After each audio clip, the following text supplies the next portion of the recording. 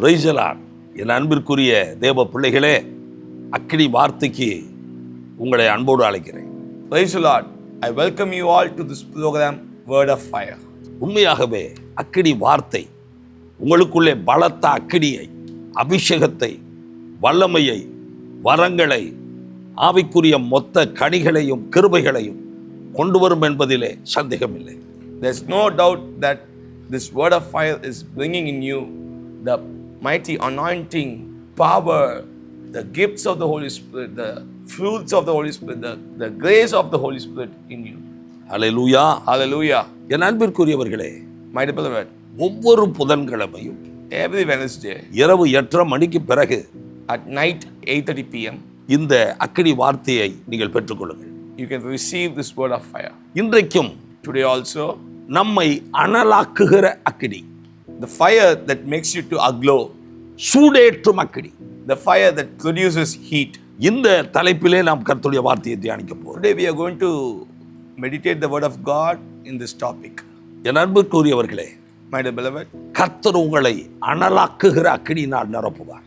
let the Lord fill you with the fire that makes you to aglow.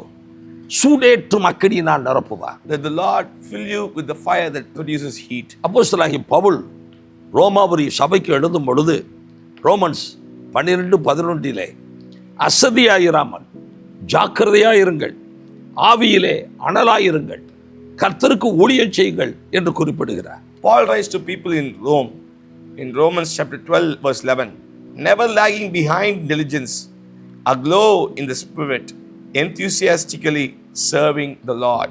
ஆவியிலே அனல், Aglowing in the spirit, ஏனோ தானவென்கிற நிர்விசாரமான ஜீவியம் அல்ல. not an improper life.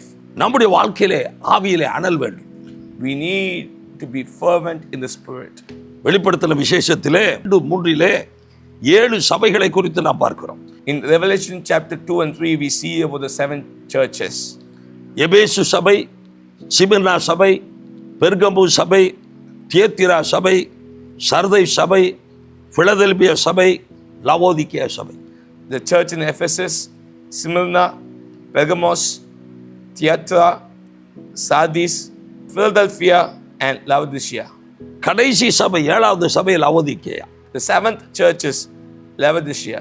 வெளிப்படுத்தல் 3வது அதிகாரம் 14, 15, 16 ஆகிய வசனங்கள் சொல்கிறது. In Revelation chapter 3 verse 14 to 16 says, Laodicea சபையின் தூதனுக்கு நீ எழுத வேண்டியது என்னவெனில், உண்மையும் சத்தியமும் உள்ள சாட்சியும் தேவனுடைய சிருஷ்டிக்கு ஆதிமாய் இருக்கிற ஆமென் என்பவர் சொல்லுகிறதாவது, உன் கிரியைகளை அறிந்திருக்கிறேன். நீ குளிரும் அல்ல அனலும் அல்ல. நீ குளிராயாவது அனலாயாவது இருந்தால் நலமாயிருக்கும். இப்படி நீ குளிருமின்றி அனலுமின்றி வெதுவெதுப்பாய் இருக்கிறபடியால் உன்னை என் வாயில் என்று வாந்தி பண்ணி போடுவேன். to the angel of the church in Laodicea write, these are the words of the Amen, the trusted and faithful and true witness, the beginning and origin of God's creation. I know your deeds, that you are neither cold nor hot. I wish that you were cold or hot.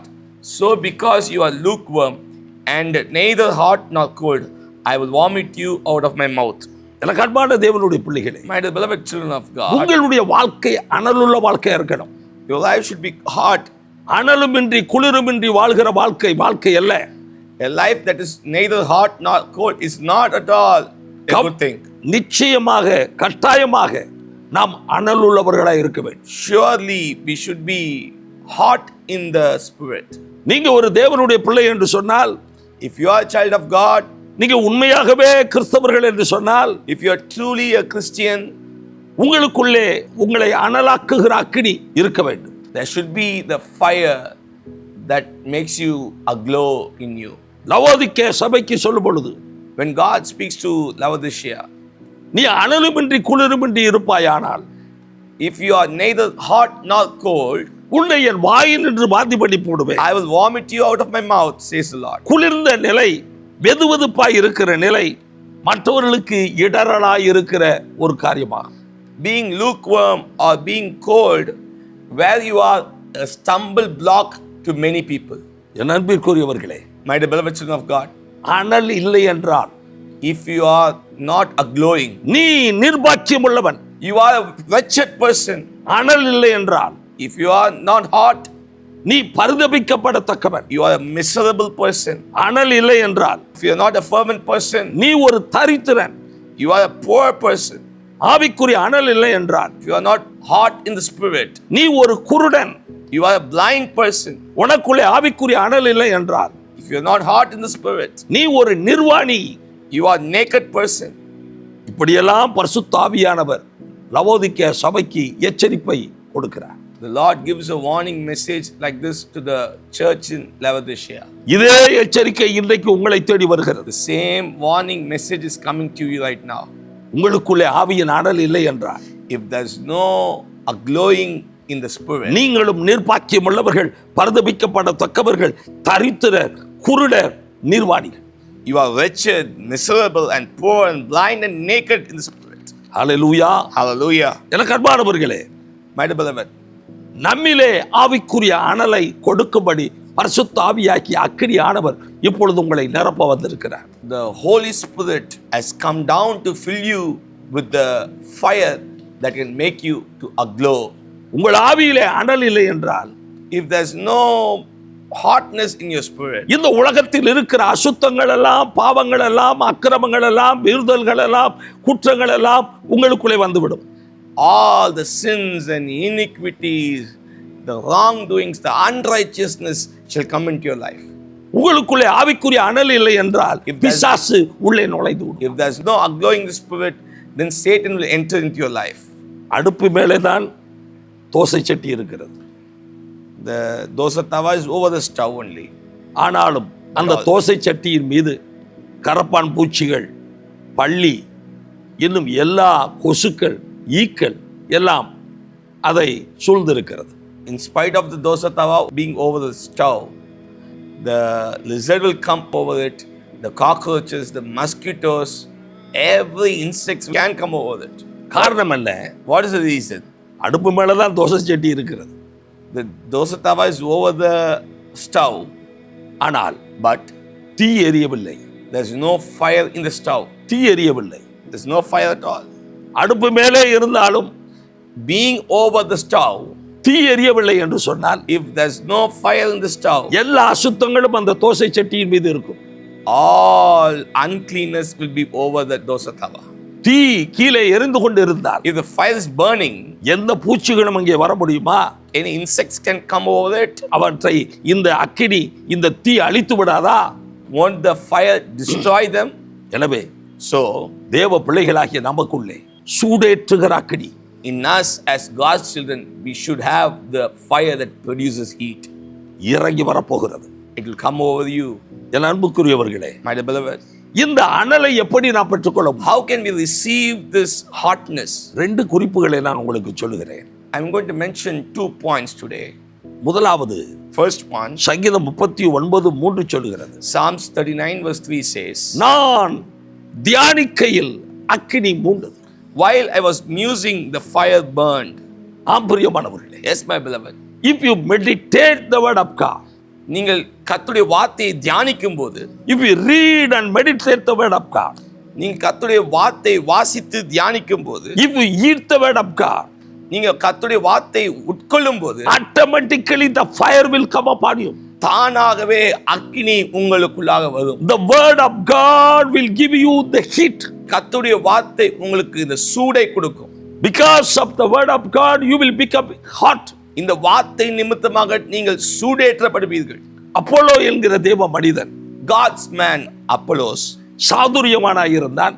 he was an eloquent and cultured man. வேதாகமங்களில் வல்லவனாயிருந்தான். He was well versed in the scriptures. கர்த்தருடைய மார்க்கத்திலே உபதேசிக்கப்பட்டவனாயிருந்தான். This man had been instructed in the way of the Lord. யோவான் கொடுத்த ஸ்நானத்தை மாத்திரம் அறிந்தவனாயிருந்தான். He only knew the baptism of John. வசனம் சொல்கிறது, Verse says, அவன் ஆவியிலே அனலுள்ளவனாயிருந்தான். he was glowing in the spirit. கர்த்தருக்கு அடுத்தவைகளை திட்டமாய் போதகம் பண்ணி கொண்டு வந்தார். He was speaking and teaching accurately the things about Jesus. காரணம் என்ன? What is the reason? அவனுக்குள்ள அந்த அனல் வந்ததற்கு காரணம் என்ன? What is the reason of glowing the spirit? வேதாகமங்களில் Vallavan. He was well instructed in the word of the Lord. வேத வார்த்தையிலே வல்லவன். He was impassioned in the word of God. His life was saturated with the word of God. கர்த்தருடைய வார்த்தையினால் நிரப்பப்பட்டவனாய் இருந்தார். He was full of the word of God. கர்த்தருடைய வார்த்தையினால் நிரப்பப்பட்டவனாய் இருந்தார். That word of God brought hotness in his spiritual life. அந்த வார்த்தை, கர்த்தருடைய வார்த்தை அப்போலுடைய வாழ்க்கையில அந்த அந்த அனலை கொண்டு வந்தது. Hallelujah. Hallelujah. எவ்வளவு களவு வேத வார்த்தைகளை நீங்க வாசிக்கிறீங்களோ, How much ever you read the word of God, தியானிக்கிறீங்களோ, meditate the word of God, உட்கொள்றீங்களோ, eat the word of God, அவ்வளவு களவு அக்கினியை உங்க மேல போட்டுக்கொண்டே இருப்பார். that much the Lord will put his fire upon you. நீங்க அனல் மேல அனல் பெற்றுக்கொண்டு இருப்பீர்கள். You will receive ஆண்டவர் a glowing after a glowing. ஆண்டவர் சொன்னார், God has said Jeremiah 23:29 in Jeremiah chapter 23 verse 29, என் வார்த்தை அக்கினியை போலும், is not my word like as a fire, கண்மலையை நொறுக்கும் சமட்டியை போலவும் இருக்கிறதல்லவோ என்று கர்த்தர் சொல்கிறார். and like a hammer that breaks the rock in pieces. God's word is fire. கர்த்தருடைய வார்த்தை அக்கினியா இருக்கு. இன்றைக்கும் கூட Today also, தேவ வார்த்தையை நீங்கள் கேட்டுக்கொண்டு இருக்கிறீர்கள். as you hear the word of God, இந்த வார்த்தையை கேட்க கேட்க கேட்க கேட்க கேட்க உங்களுக்குள்ளே ஒரு அனல், as you going on hearing this word, you will receive a glowing in the spirit. Hallelujah. Hallelujah. மட்டுமல்ல, Not only that, இரண்டாவது குறிப்பு, அதிகமாக அந்நிய பாஷைகளிலே பேச வேண்டும். second point, speaking much in tongues. எவ்வளவுக்கு எவ்வளவு பேச முடியுமோ அவ்வளவுக்கு அவ்வளவு அந்நிய பாஷைகளிலே பேச வேண்டும். How much ever you can speak in tongues, you go on to speak. 1 Corinthians chapter 14 verse 39 சொல்லப்பட்டிருக்கிறது, அந்நிய பாஷைகளை பேசுகிறதற்கு தடை பண்ணாதீர்கள். Forbid not to speak with tongues. தேவனுடைய பிள்ளைகள் அந்நிய பாஷைகளை பேச வேண்டும். God's children should speak in tongues. அந்நிய பாஷை என்பது ஒரு அடையாளம், பரிசுத்த ஆவியை நாம் பெற்றுக்கொண்டதற்கு அடையாளம். Speaking in tongues is a sign of receiving the Holy Spirit. On the other side, மறுபக்கத்திலே, speaking in unknown tongues is a gift of the Holy Spirit amongst the 9 gifts. 9 வரங்களிலே ஒரு வரம் அந்நிய பாஷை என்ற வரமாக இருக்கிறது. பிரியமானவர்களே, Yes, my beloved. speaking in unknown tongues is a basic and foundation gift to receive all the other 8 gifts of the Holy Spirit. அந்நிய பாஷை பேசுவது என்பது மற்ற 8 வரங்களை பெறுவதற்கு அடித்தளமாக, ஆரம்பமாக இருக்கிறது. ஹalleluya. Hallelujah. ஹalleluya. Hallelujah. எவ்வளவு அந்நிய பாஷையை பேசுறோமோ, How much ever you speak in the tongues, நீங்க சூடாயிக்கிட்டே இருக்கிறீங்க. you will be going on increasing in the hotness. நீங்கள் அனலை பெற்றுக்கொண்டே இருக்கிறீர்கள். You will be receiving the glowing. Analogy கொண்டே இருக்கிறீர்கள். You will be red hot in the spirit. உங்களுக்குள்ள இருக்கிற அந்த அக்கினி பிசாசின் கிரிகளை சுட்டரிக்கும்.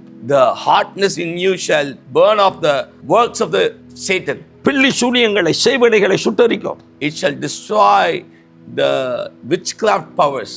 அந்தகாரத்தின் வல்லமைகளை சுட்டரிக்கும். It shall destroy the power of the darkness. இருளின் ஆதிக்கங்களை சுட்டரிக்கும். It shall destroy the clutches of darkness. Hallelujah. Hallelujah. நீங்க சாதாரணமான ஆள் அல்ல. You are not an ordinary person. உங்களுக்குள்ளே ஆவியின் அனல், The hotness in the spirit in you, உங்களுக்குள்ளே ஆவிக்குரிய நெருப்பு, the fire of the spirit in you, உங்களுக்குள்ளே ஆவிக்குரிய தீ, the burning in the spirit in you, இந்த தீ this fire, இப்பொழுது உங்களுக்குள்ளே கொழுந்து விட்டு எரியட்டும். this fire shall burn ஏயுடைய ராஜ்யத்தை அழித்து போட, to destroy the kingdom of Satan.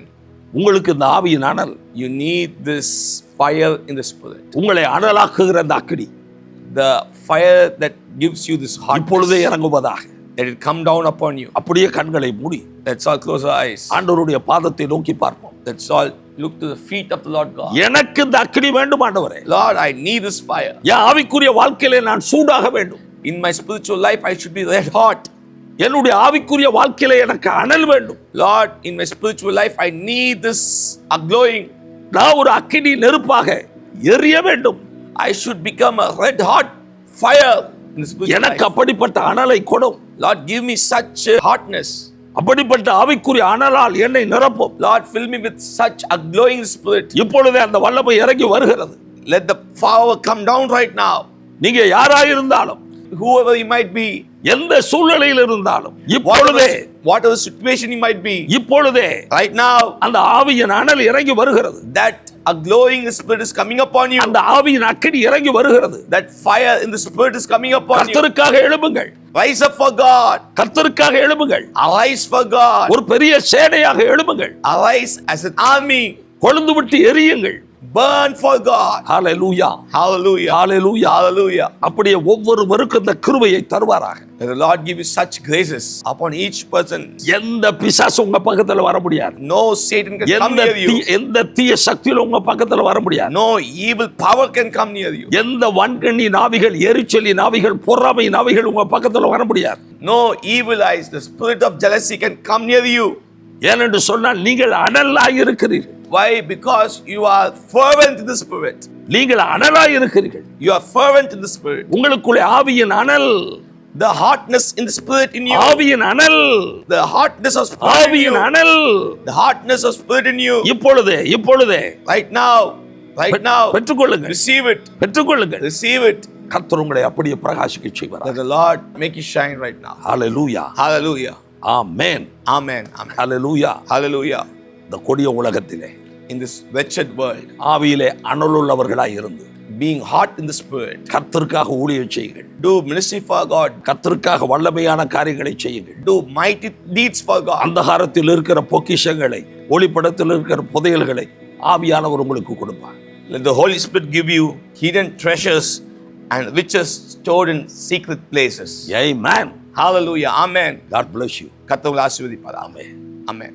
நீங்கள் இந்த அனல் செய்தியை யாருக்கெல்லாம் ஷேர் பண்ண முடியுமோ ஷேர் பண்ணுங்க. Share this word of fire how much ever you can with others. God bless you. கர்த்தர் உங்களை ஆசீர்வதிப்பார். Amen. Amen.